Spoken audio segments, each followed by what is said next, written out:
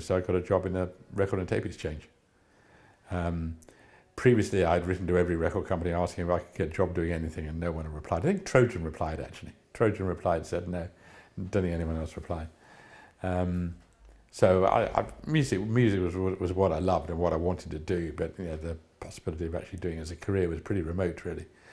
But the record and tape exchange job turned into opening our own first record shop. And then that first record shop turned into a rehearsal room, into concert promotion, into band management, and then finally into a record label. I mean, the record labels that I considered to be, great arbiters of taste in my youth were probably Island and Elektra. So those were the labels I grew up idolising, really. But when we started a label, it wasn't anywhere near as grandiose as that. It's just because we were managing a band and we couldn't get them a record deal. It was that simple.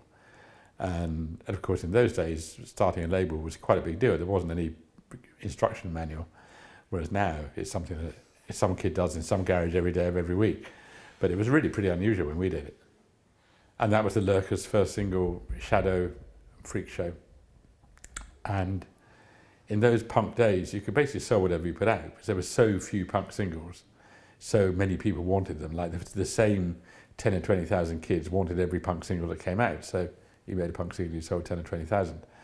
So I used to take them in a boot of my very old £50 Jaguar around to Lightning, Wholesalers and Small Wonder and eventually Rough Trade, but that was a year or two later. And just sold them through the network and then also through President. And it went pretty well. We sold out, it was a success, and so we thought, well, we could do another record by the Lurkers, so we did. And then we put out an album, a compilation album of independent punk singles from all the punk labels that were springing up at the time, so the Nosebleeds and that kind of stuff. And that was, I think maybe it was even the first punk album. It might have even come out before the Pistols album, the Clash album. But even that sold like, I don't know, 20 or 30,000, which these days would be totally impossible, right? I think we survived, number one, because we had Gary Newman, Two-Boy Army, which was obviously an enormous series of records. At one time we had 3 albums in the top 20 at the same time, which is pretty insane. Gary walked into our shop in Ealing. Well, actually he didn't. His now dead bass player, Paul Gardner, walked in. And we played a tape over the speakers, as we always did. I remember going down to the studio, he was in Portobello Road at that point, and hearing Our Friends Electric for the first time and thinking, that's got to be a single. Doesn't sound like a single, but it's got to be a single. I thought it was amazing. So we had that much luck to get floated in the first place. And but between Gary's first and second album, we were seriously going bust. We were bouncing salary checks. We stretched the cash flow of the shops as far as it could be stretched to fund the record label.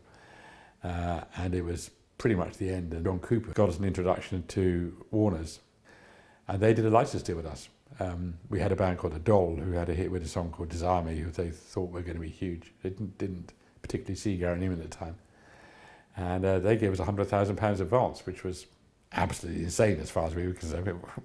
How on earth are we ever going to make that back? It's completely nuts. And £100,000 is a lot of money now. Imagine what it was like then.